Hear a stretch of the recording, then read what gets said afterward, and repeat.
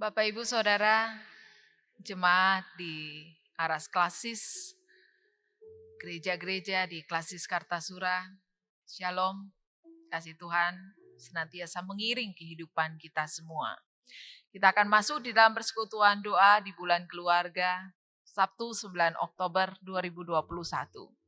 Mari kita mengambil saat teduh sejenak.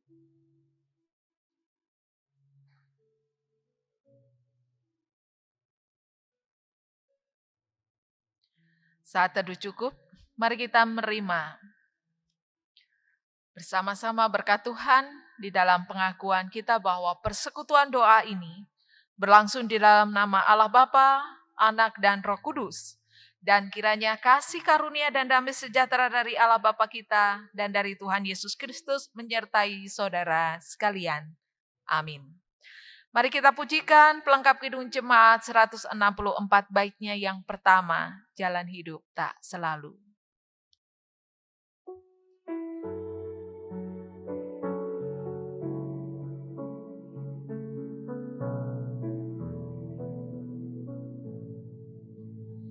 Jalan hidup tak selalu tanpa kabut yang pekat, namun kasih Tuhan nyata pada waktu yang tepat. Mungkin langit tak terlihat oleh awan yang tebal, di atasnya lah membusuk langit kasih yang kekal. Habis hujan tampak pelangi, bagai janji yang teguh. Di balik duka menanti, langit kasih Tuhanmu. Mari bersama-sama sebelum kita mendengarkan firman Tuhan, kita datang kepada Tuhan. Mari kita berdoa. Kami selalu melihat pelangi kasih-Mu menaungi, memberikan keteduhan, memberikan kehangatan, dan memberikan warna dalam kehidupan kami hari lepas hari. Bahkan di dalam pandemi COVID-19 ini, kami terus merasakan dan menikmati pelangi kasih-Mu yang selalu hadir di tengah-tengah kehidupan kami. Dalam persekutuan doa bulan keluarga ini kami akan mendengarkan firman-Mu bersama-sama dengan anggota keluarga kami. Dan kami semakin dikuatkan di dalam kami menghidupi panggilan berkeluarga seturut dan berdasarkan dengan kehendak-Mu. Urapi kami dengan kuasa Roh Kudus-Mu Tuhan, agar kami ditolongnya untuk mengerti, memahami apa yang menjadi sabda kebenaran dan kekayaan firman-Mu. Dalam nama Tuhan Yesus Kristus kami berdoa. Amin. Bapak, Ibu, Saudara yang terkasih di dalam Tuhan Yesus Kristus, pembacaan firman Tuhan terambil dalam Kolose pasal 3, ayat 12 dan ayatnya yang ke-13, yang demikianlah firman-Nya. Karena itu sebagai orang-orang pilihan Allah yang dikuduskan dan dikasihinya, kenakanlah belas kasihan, kemurahan, kerendahan hati, kelemah lembutan, dan kesabaran. Sabarlah kamu seorang terhadap yang lain dan ampunilah seorang akan yang lain apabila yang seorang menaruh dendam terhadap yang lain. Sama seperti Tuhan telah mengampuni kamu, kamu perbuat jugalah demikian. Demikianlah pembacaan firman Tuhan. Yang berbahagia ialah mereka yang mendengarkan, memeliharanya dan melakukannya dalam kehidupan hari lepas hari. Haleluya, amin. Bapak, Ibu, Saudara yang terkasih dalam Yesus Kristus, tema kita dalam persekutuan doa pada saat ini yaitu hidup keluarga yang penuh pengampunan. Kalau berbicara tentang pengampunan, begitu banyak definisi, begitu banyak arti, begitu banyak makna. Tapi dari sekian definisi, dari sekian arti, dari sekian makna tentang pengampunan, seringkali kita membatasi diri kita bahwa kita memiliki definisi tentang pengampunan yaitu sulit untuk dilakukan. Begitu banyak teori tentang pengampunan, tetapi untuk melakukannya sangat sulit. Tetapi bukan sesuatu yang mustahil untuk kita lakukan karena dibutuhkan tekad, dibutuhkan komitmen. Menurut penelitian Fred Luskin mengatakan bahwa ketika seseorang memendam amarah dan kebencian, tubuhnya mengeluarkan hormon yang disebut dengan kortisol dan adrenalin. Dan hormon ini membuat cemas dan stres. Dan penelitian ini menjelaskan tentang amarah yang luar biasa itu bisa meningkatkan resiko penyakit jantung. Sehingga ketika kita ada di dalam kemarahan dan kebencian, kita membutuhkan obat sebenarnya. Mereknya cuma satu obatnya, yaitu pengampunan. Kalau di dalam kamus istilah di bidang psikologi disebut dengan forgiveness. Kalau menurut penelitian yang dilakukan EPA, Team of United Nations tahun 2016, tahun 2006 menjelaskan tentang bahwa pengampunan merupakan proses yang melibatkan perubahan emosi atau sikap seseorang terhadap pihak orang yang melakukan kesalahan. Dan ketika kita memiliki rasa benci, amarah, atau luka, kekecewaan, kita membutuhkan satu tekad, kemampuan, keterampilan untuk bisa mengampuni.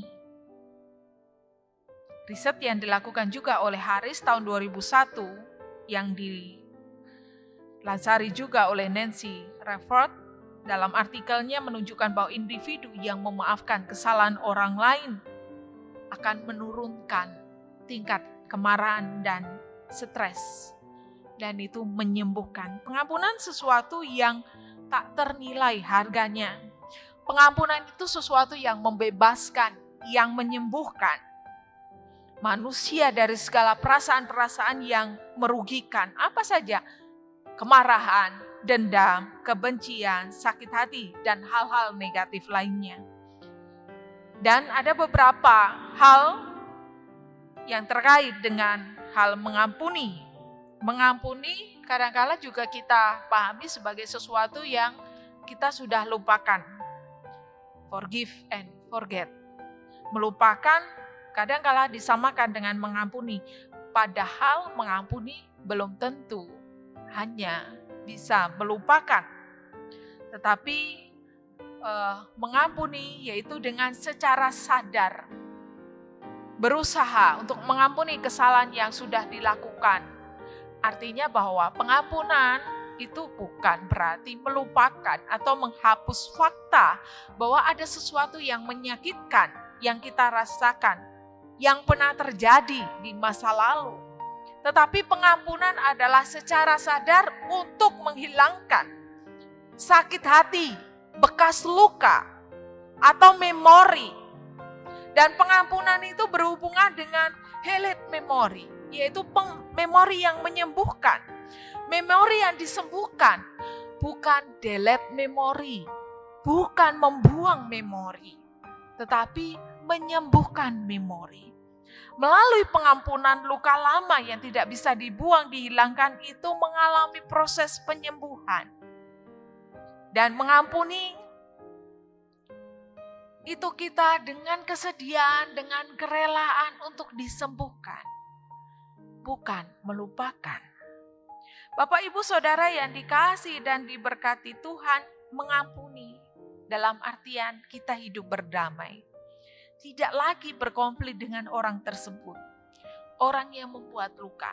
Mengampuni yaitu menerima kesalahan orang lain. Dan tanpa membicarakannya, mengingatnya, mengulang-ulangnya. Dan itu akan memicu konflik yang baru. Dan ketika kita ditolong saat ini melalui firman Tuhan yang terdapat di dalam Kolose 3 ayat 12 dan 13. Tuhan juga menginginkan kita untuk memiliki hati, perasaan, kehidupan yang dilandasi dengan hal mengampuni. Karena masing-masing diri kita tidak ada yang sempurna. Dalam sebuah relasi dimungkinkan untuk berbeda pendapat, terjadi konflik, terjadi pergesekan. Lebih-lebih ketika kita berbicara tentang keluarga.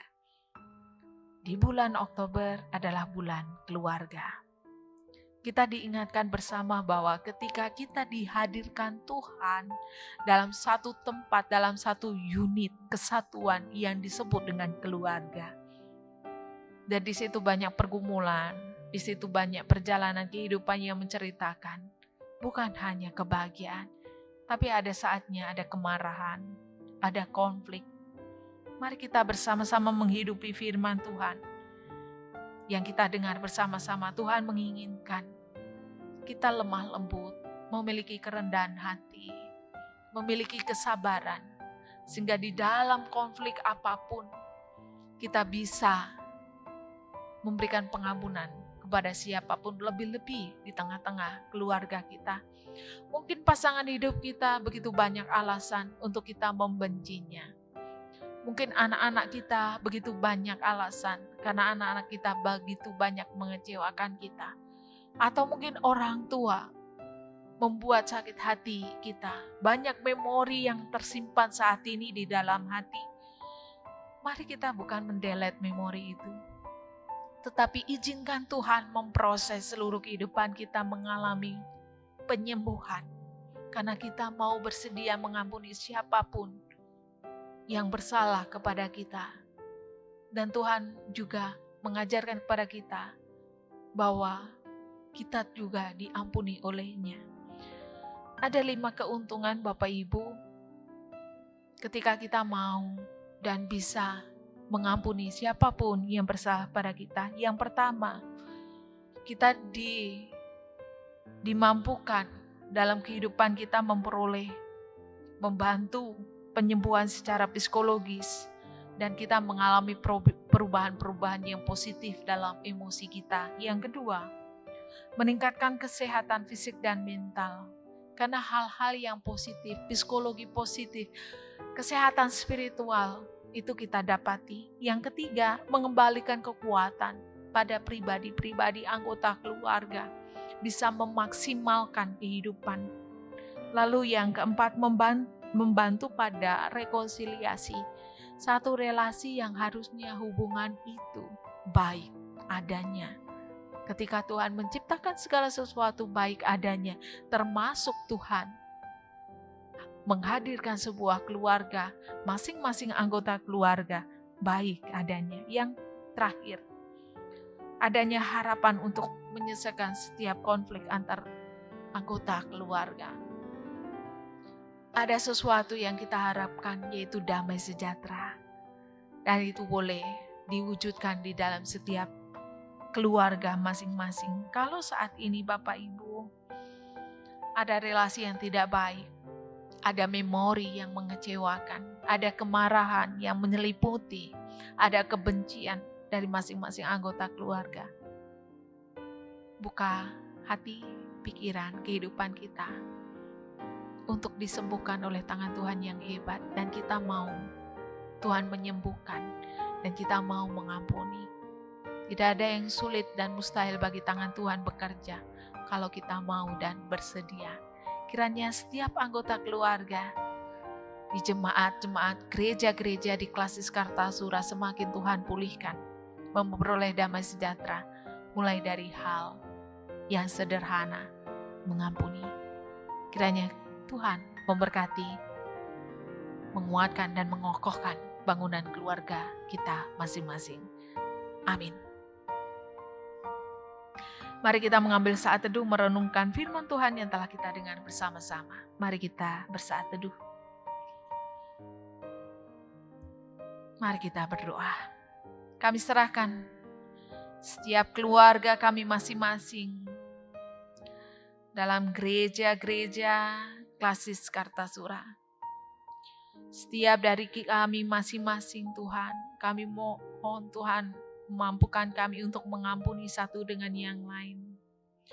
Walaupun banyak kesalahan, walaupun banyak kecewaan, kemarahan, yaitu masih kami simpan. Biar kami dapat mengampuni dan memperoleh proses kesembuhan, bukan hanya melupakan. Dan mampukan kami untuk menjadi pribadi yang hebat, pribadi yang memberkati anggota keluarga kami di tengah-tengah keluarga kami. Dan kami tidak lagi mengingat-ingat kesalahan, kekecewaan, sehingga kami mengalami proses rekonsiliasi, proses kesembuhan, sehingga kami menjadi pribadi yang kuat, dan Kau memenuhi kami dengan damai sejahtera-Mu. Kami serahkan kehidupan keluarga kami masing-masing dalam tangan kuat kuasa-Mu. Berkati kami Tuhan.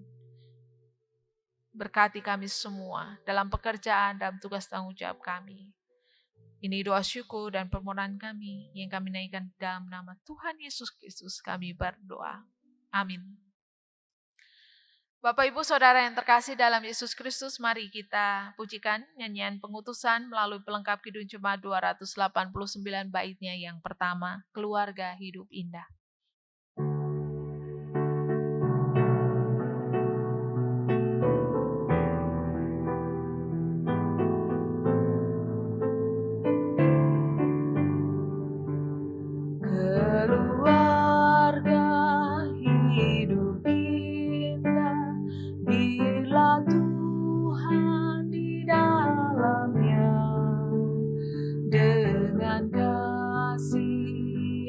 Sempurna Tuhan pimpin langkahnya. Terima kasih padamu Tuhan, Kau bimbing kami selamanya. Segala hormat, puji dan syukur kami panjatkan kepadamu. Mari bersama-sama kita menerima berkat Tuhan. Kasih karunia Tuhan Yesus Kristus dan kasih Allah dan di dalam persekutuan Roh Kudus menyertai saudara sekalian dari sekarang sampai selama-lamanya. Amin. Kita pujikan pelengkap Kidung Jemaat 289 baitnya yang ketiga.